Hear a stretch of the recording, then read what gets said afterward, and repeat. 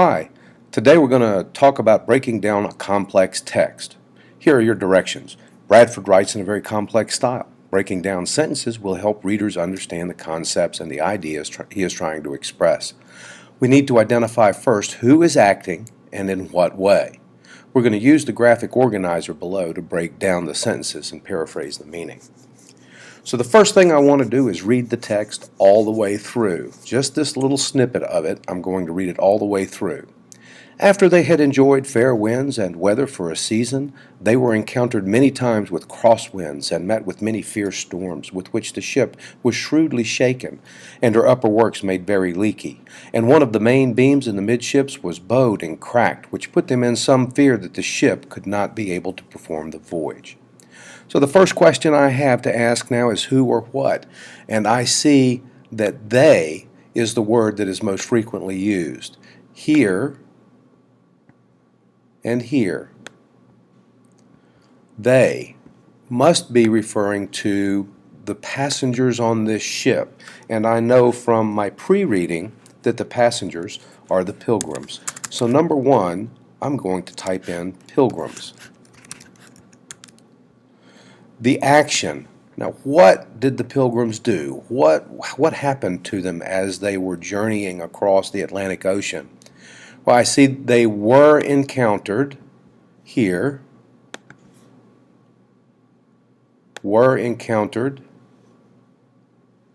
and met with fierce storms. So, encountered with crosswinds, and they met fierce storms. So down here, I will type a paraphrase of that. I'm going to try to use my own words. They ran into bad, let's say really bad, weather. All right, so now I've got that part about the pilgrims. What next? There's more to this. I can't just stop right here because I've got all this left. So what else is going on here? Well, I have a ship. And the ship here was shrewdly shaken. That's kind of a weird expression, was shrewdly shaken. It sounds like it was shaken, I understand. That's a pretty easy word. It sounds like somebody picked it up and shook it around a little bit.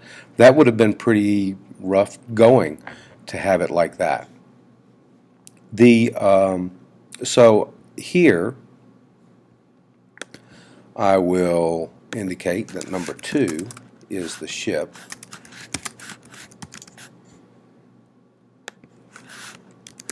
Was, I'm just going to use his word this time, shaken.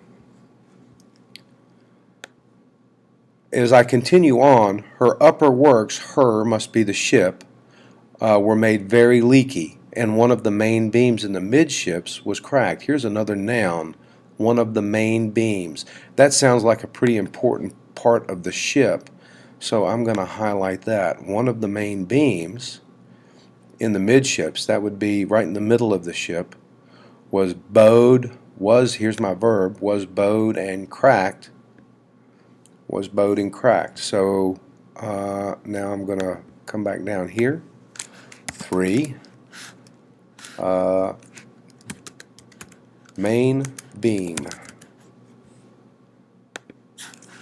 And I'm going to put the whole verb phrase here, was bowed and cracked, which put them in some fear the ship could not be able to perform the voyage. So now I've got two nouns. I've got a pronoun, them. It put them in some fear that the ship could not be able to perform the voyage. So I'm going to say again the pilgrims for the pilgrims.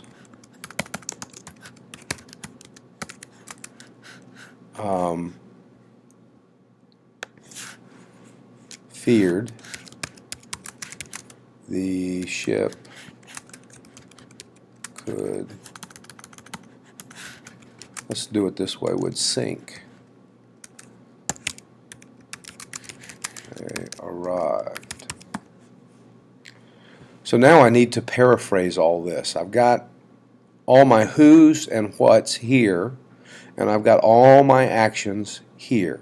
I'm going to number these so I know which one goes with which, and that way I'll be able to keep things clear.